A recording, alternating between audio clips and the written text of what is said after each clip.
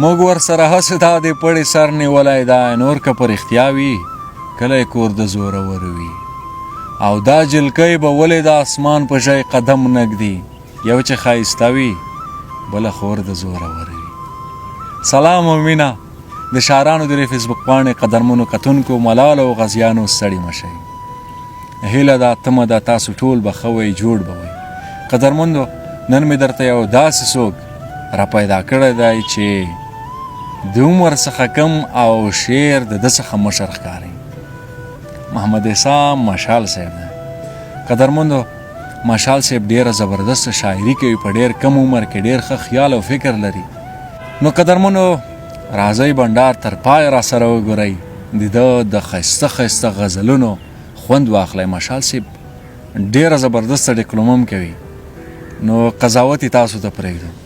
مشال صاحب ستړی مه شئ. قربان پاچا صاحب تاسو هم ستړی مه شئ او ستاسو له طریقه ستاسو د پیج ټولو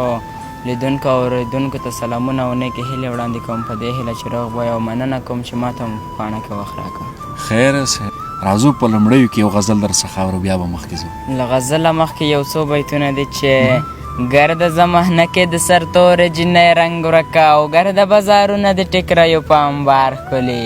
های های ګرده زمانه کې د سر تورې جنۍ رنګ ورکه او ګرده بازارونه د ټیکریو په انبار ښکلي او زه د ښکلاګانو په تللو باندې ورغلم کوم له جنتیانو نه هم نه دي د دې ښار ښکلي. بېشکه ډېر ښه. زه د ښکلاګانو په تللو باندې ورغلم کوم له جنتیانو نه هم نه دي د دې ښار ښکلي. او غزل دی چې پیغلې ناڅي او هوا ورته ګډېږي زړه زما دی ولې سا ورته ګډېږي او بې رحمه شان دنیا د پکې ټکی رحم نشته یتیم په ژړا سر دی او دنیا ورته ګډېږي او پاچا صاحب په دې سپېره جهان کې پېژندل د انسان ګران دي ساقي له پیالې شرب وکړي ملا ورته ګډېږي. واه په دې سپېره جهان کې پېژندل د انسان ګران دي ساقي له پیالې شرب وکړي ملا ورته ګډېږي او یا سمه لیونۍ د یاد ژوند په رنګ مینه هغه چې دیوالو ویني ولا ورته ګډېږي. های های دا بیا یا سمه لیونۍ د یاد ژوند په رنګ مینه هغه چې دیوالو ویني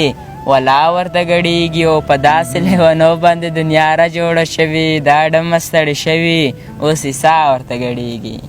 دا ډمه ستړې شوي اوس یې سا ورته ګډېږي. ډېر ښه ډېر زبردست. زریات صاحب ما ته خو ډېر عجیبه ښکاري. مشال صاحب دومره کم عمر او دومره پخه شاعري، نو زه چې څومره فکر کوم د ده تر شا د چا لاس ضرور شته، هغه به څوک وي دی به راته ووایي. مشال صاحب څوک در سره مرسته کوي په شعر کې؟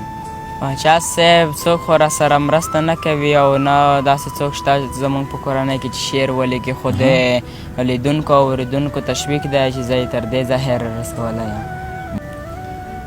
مشران خلک لرو که نه چې هغه شعر وایي د شعر سره بې حده زیات علاقه لري، خو شعر سم نشي لیکلی. ډېر کوشش هم وکړي که نه شعر نشي لیکلی. نو تاسو په دې کم عمر کې عجیبه ده څنګه مو شعر ته مخه کړه؟ پاچا صاحب د شعر لیکلو علت خو مې د هېواد سره مینه او د هېواد دغه ناوړه حالات دي چې زه یې شعر لیکلو ته مجبور کړم. لسم ټولګي پورې مې زده کړې کړې او لا هم دوام لري. ډېر ښه شعر به در څخه اورو. نه ته د فرښتو په شان سپېڅلی یې نه زه خو دواړه د جنت له باغچو راغلي یو پیسو باندې مو اخلي او پیسو باندې مو وژني نو آیا دې دنیا ته په پیسو راغلي یو څه زبردسته پیسو باندې مو اخلي او پیسو باندې مو وژني نو آیا دې دنیا ته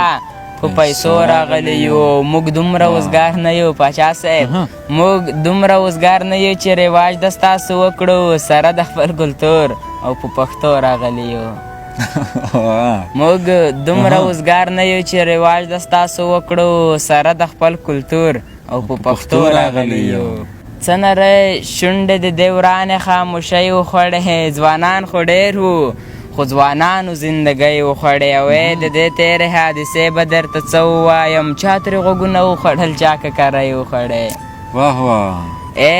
د دې تېرې حادثې به درته څه ووایم چا ترې غوږونه وخوړل چا ککری وخوړې او د ژوند په رنګ کې پاچا صاحب د ژوند په رنګ کې دومره مست شول چې حساب یې نه و د غږولو پر ځای دوی خپل شپېلی وخوړی واه د ژوند په رنګ کې دومره مست شول چې حساب یې نه و د غږولو پر ځای دوی خپل شپېلی وخوړی او په ترنم باندې مې هېڅوک په ژړا رانغللی ما ډېره هڅه وکړه ما خپلې مرۍ وخوړې واه واه واه په ترنم باندې مې هېڅوک په ژړا رانغلل ما ډېره هڅه وکړه ما خپلې مرۍ وخوړې او عیسی ته څه وخوړې څه رقم بلا ووایه نه مزدورۍ وخوړې نه مسافرۍ وخوړې های های د غزل او د ټپې انډیوالي ده که زما او د هغې انډیوالي ده په لمبه لمبه رخسار د خولو ساس کې د باران او د ډیوې انډیوالي ده او په ګل نه وم زه په هر څه پوهېدمه مړه خیر دی ما به وې انډیوالي ده په ګل نه وم زه په هر څه پوهېدمه مړه خیر دی ما به وې انډیوالي ده او چې له سترګو نه یې تېر شي نو یې هېر شي دا د دغه زمانې انډیوالي ده چې د سترګو نه یې تېر شي نو یې هېر شي دا د دغه زمانې انډیوالي ده او یوه ښکلی او یو ښکلی سره ناست دي د بادام او د پستې انډیوالي ده دا چې رنګ مې تور اوښتی دی درمانه دا مې کړي د لمبې انډیوالي ده قدرمندو راځئ چې د مشال صاحب څخه نظم واورو پاچا صاحب نظم دی چې خوب مې ولیدلی د دنیا په رنګینۍ مست وم هیر له ما جنت و او د حورو افسانې وې زړه کې مې هوس و د دنیا د ارمانونو خیال کې مې جذبه وه د جنت د لذتونو او زړه مې ورګزار کړ د جنت رنګینې غېږې ته مست ومه خمار ومه په شونډې مې ګیلې وې سترګو ته مې ولوېدل څه سل قسم رنګونه فکر زما لنډو خو د خوب شېبې اوږدې وې واه واه سترګو ته مې ولوېدل څه سل قسم رنګونه فکر زما لنډ و خو د خوب شېبې اوږدې وې او ښکلې وې او مستې وې څه هورې په نڅا کې ډکې وې پیالې په خپل غرور او په حیا کې های های ښکلې وې او مستې وې څه هورې په نڅا کې ډکې وې پیالې په خپل غرور او په حیا کې او دومره مستانه شوم چې سپوږمۍ مې په خندا کړه دومره له غرور ډک شوم جذبه مې ورخطا کړه واه دومره مستانه شوم چې سپوږمۍ مې په خندا کړه دومره له غرور ډک شوم جذبه مې ورخطا کړه او پاچا صاحب خیال مې بخیل وړ و خو تر ډېره پسې لاړمه خیال مې بخیل وړ و خو تر ډېره پسې لاړمه نور مې خوب ګډوډ شو چې مې سترګې کړلې برند دې سپېره جهان کې په یو خړ بستر ویده ومه نه د جنت هورې وې او نه هم مستانه ومه واه ډېر عالي ډېر ښه نه د جنت هورې وې او نه هم مستانه ومه نه هغه غرور و نه حیا وه په پیالو کې نه زه مستانه وم نه مې خیال په مزو کې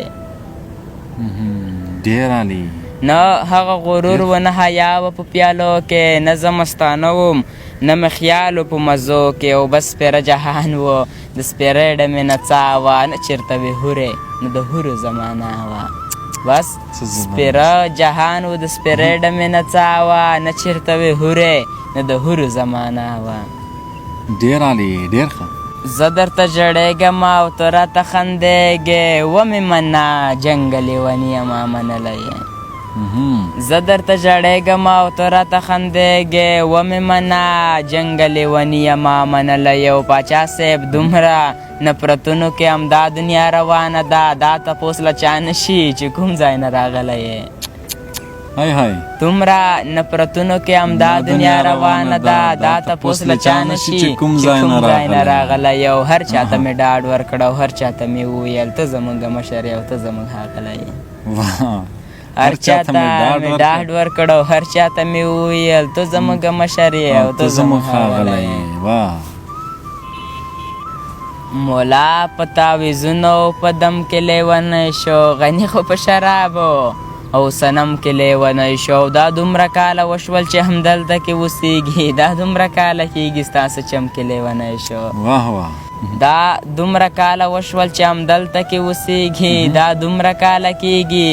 ستاسو چم کې لیونی شو ساقي داسې ویل ما یې ډېر جامونه غوښتل ما ډېر نه و پرې څکلي دی په کم کې لیونی شو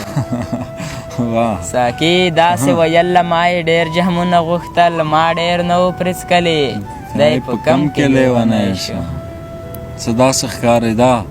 لکه چې مینه په پیسو وي، روپۍ دې په زلفانو ورېدې ته ګډېدې. د خوندورې موسیقۍ سره غزل خوند کړي، رباب چې زور واخلي د زړونو درزولو خوند کړي. او پاچا صاحب داسې بې شوق او بې مینې خو ګډا خوند نه کړي چې راتاویږي پل په پل اول په ول خوند کړي.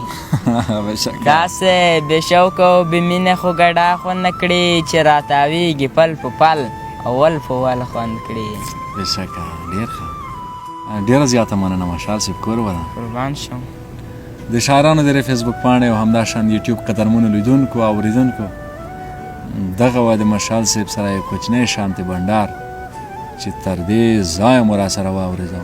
نو تر بلې بیا چې موږ د بل شاعره پورې ځو، نو تر هغې در څخه زه عصمت پاچا او د کمرې په برخه کې زریات صاحب اجازه اخلو. د لوی الله په امان.